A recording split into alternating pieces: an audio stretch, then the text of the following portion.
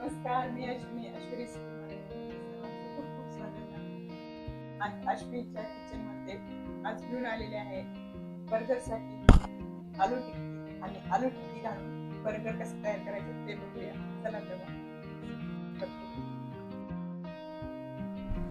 बर्गरसाठी आपल्याला आलू टिक्की बनवायची आहे. त्यासाठी जे साहित्य घेतलेले आहे ते दाखवता येतात.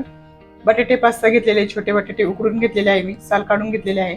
इथे 1 वाटी तांदळाचे पीठ घेतलेले आहे, पोहे घेतलेले आहे 1 वाटी आपल्याला बारीक करून घ्यायचे, 1 वाटी कोथिंबीर आणि छोटे छोटे जिन्नस आहे, मिरची पावडर आहे, धना पावडर आहे, चिमूटभर काळी मिरी पूड आहे, चिमूटभर जिरा पावडर आहे आणि इथे चिमूटभर चाट मसाला आहे. बाउल मध्ये मी बटाटे मॅश करून घेत आहे. आता सर्व जिन्नस मी घालून घेत आहे. पावडर मसाले सर्व घातले, पहिले कोथिंबीर, चवीनुसार मीठ आणि आवडीनुसार लिंबू घेतला आहे. मी चाट मसाला घेतलेला आहे, थोडस घालणार आहे मी लिंबू. बारीक करून घेतलेले पोहे, तांदळाचे पीठ छान मिक्स करून घेऊया. मिश्रण सर्व आपण एकजीव करून घेतलेले आहे.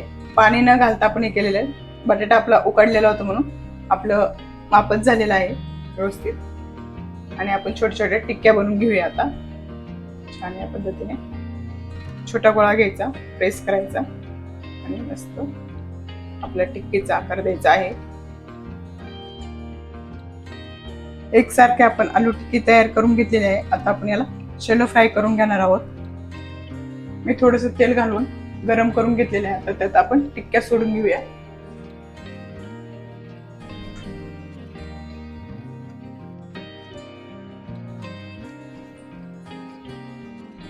आपली पूर्ण टिक्की तळून शॅलो फ्राय करून झालेली आहे, मस्त अशी कुरकुरीत झालेली आहे. आता आपण बर्गर मध्ये सर्व करून घेऊया. बर्गर बन्स आपण कट करून घेऊया. आपण कट करून घेतलेला आहे बर्गर बन्स. आता कांदा, टोमॅटो, काकडी कट करून घेतलेली, त्याच्यावर आपण चाट मसाला, थोडंसं मीठ घालून घेऊया. छान चाट मसाला एकसारखा आपण सर्व यांना लावून घेऊया. प्रथम थोडीशी कोथिंबीर ठेवून घेते, 1 टिक्की,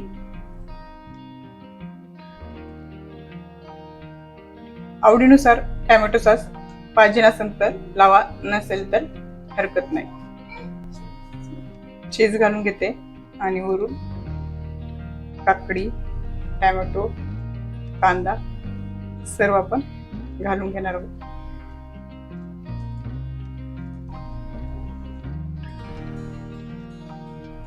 आवडीनुसार भाज्या घालू शकता तुम्ही.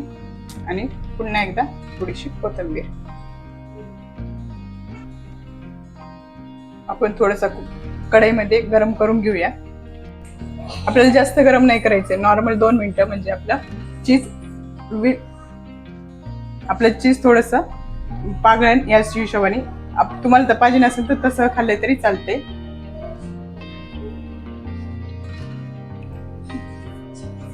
आपला बर्गर रेडी आहे आणि खूप छान दिसत आहे. टेस्ट सुद्धा खूप छान आलेली आहे आपल्या कटलेटची.